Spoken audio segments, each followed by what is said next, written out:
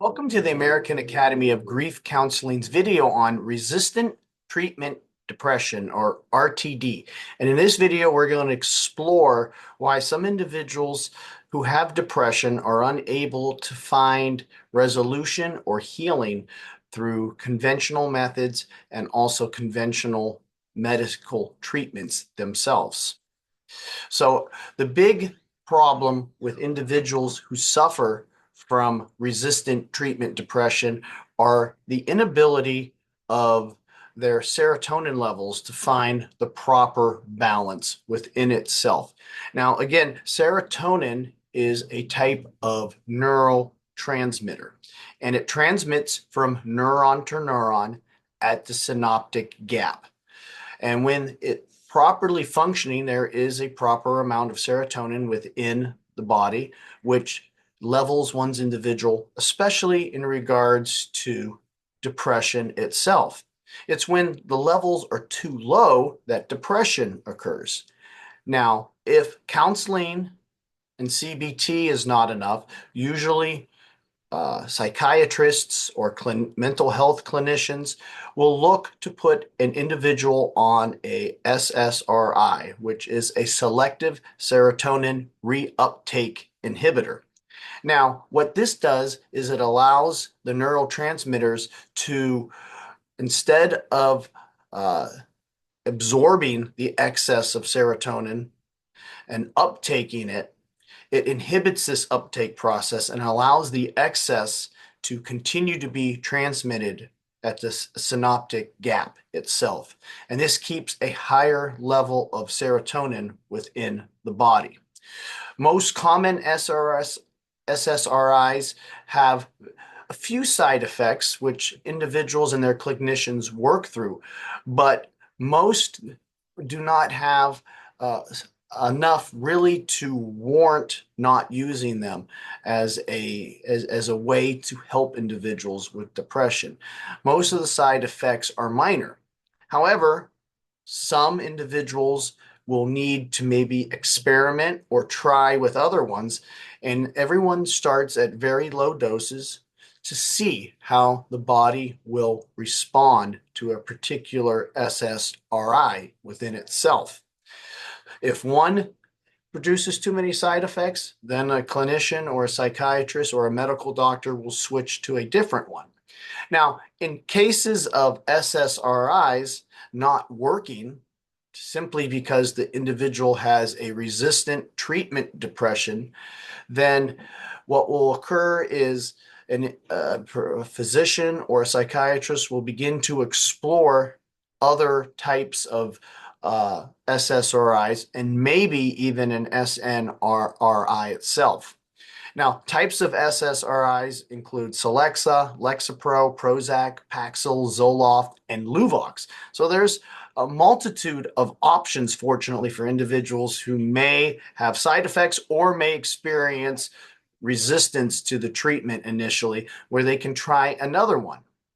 However, usually it is considered, if one has gone through two or three various SSRIs without any success, there is a consideration that an individual might be experiencing RTD.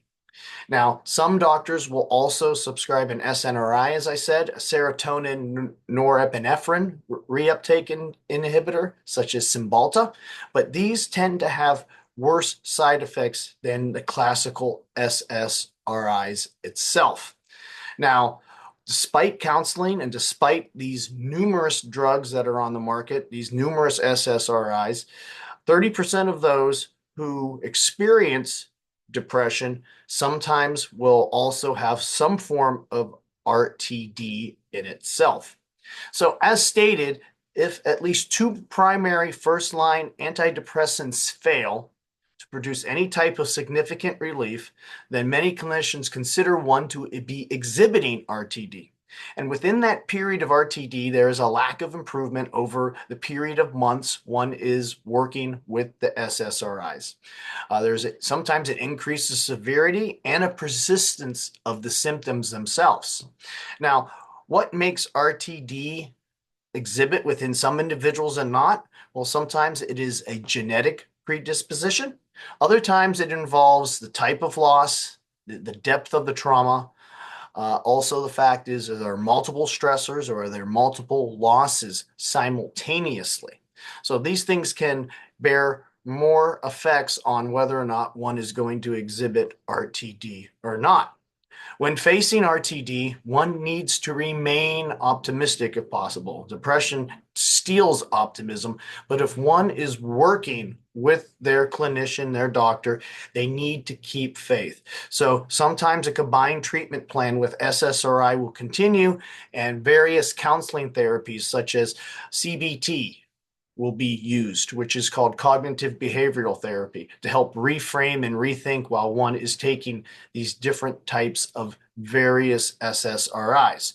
Sometimes group and families therapies will be utilized, as well as alternative methodologies such as meditation, hypnosis, stress management, other types of herbal cares that do not directly contradict an SSRI. Sometimes some herbals can raise serotonin, which can be very dangerous if used in unison with an SSRI. So it's very important to consult your healthcare professional if you do look for any type of alternative boosts of SSRI and you're already of serotonin, pardon me, and you're already on an SSRI.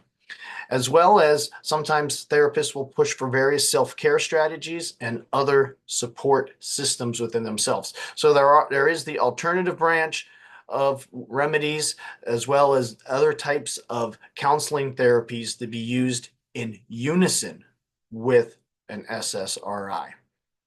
We are the American Academy of Grief Counseling. Below is our certification, as well as our number at 330-652-7776. And our email is info@aihcp.org. If experiencing this type of resistant treatment depression, the most important thing is to maintain hope, keep trust in your clinician, that mental health clinician that you're working with, and to continue to work through looking for different alternative ways to help you eventually find what is necessary to balance the serotonin itself. Please definitely subscribe to our channel for other like content, and as well as be sure to like the video itself. I'd like to thank you for listening and also have a good day.